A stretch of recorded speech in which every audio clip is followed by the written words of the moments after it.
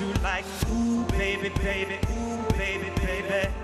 Ooh, baby, baby, ooh, baby, baby.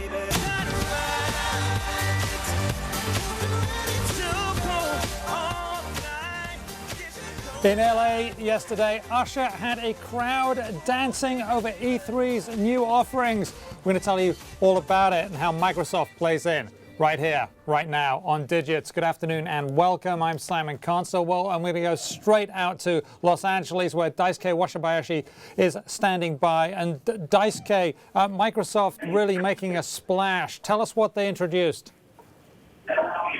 Yeah, they introduced a new app called Xbox SmartGlass, which is a kind of very interesting way that they can try to extend the Xbox platform out to smartphones and tablets.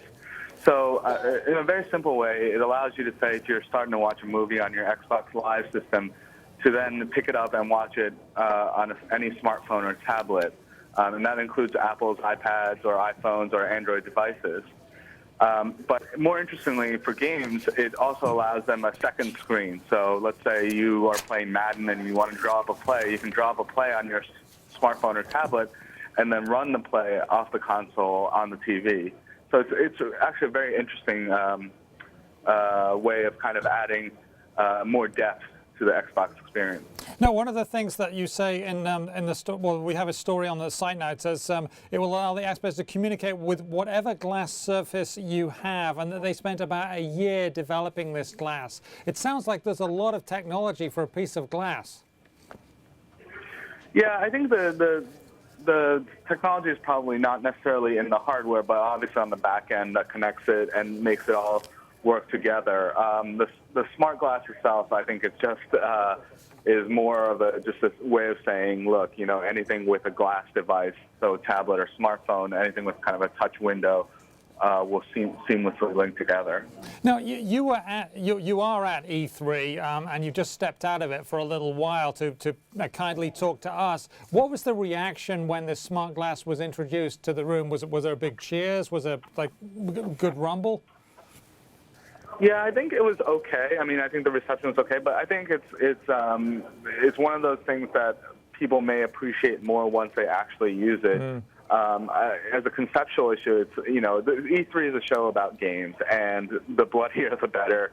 And, you know, to talk about a kind of an app that connects, you know, your smartphone and tablet to your Xbox, while interesting, I think probably isn't necessarily what gets people super pumped up and fired up at the show.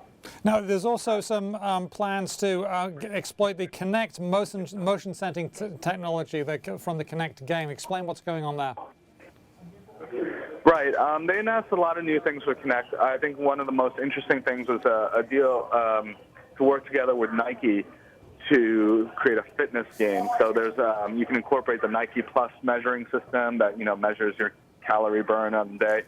And they found a way to connect that to a Kinect game that, you know, senses your emotions, and it's a new Kinect game.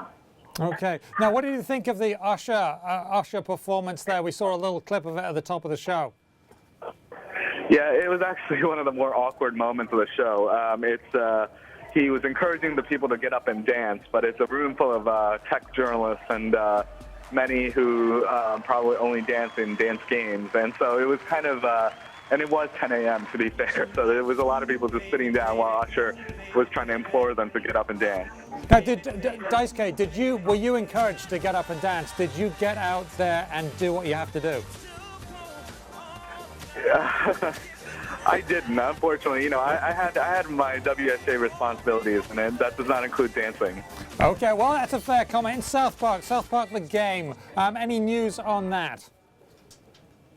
Yeah, the Trey Parker, Matt Stone came out, and, you know, they didn't have too much information about the game, but, you know, they made a kind of a big joke. They actually made a big riff off the smart glass thing, saying, kind of saying just everyone really always needs to be connected all the time. But I think what they said about the game was that they really wanted to have the same look and feel of the show, and he said crappy look and feel of the show in a game, and they said they were able to do that. And so it seems very funny, and we know from those guys that it'll be funny if anything. Funny is what they do, and they do it really, really well. Thank you very much. Sounds like you're having fun out there. Daisuke Wakabayashi with the Wall Street Journal in Los Angeles covering E3.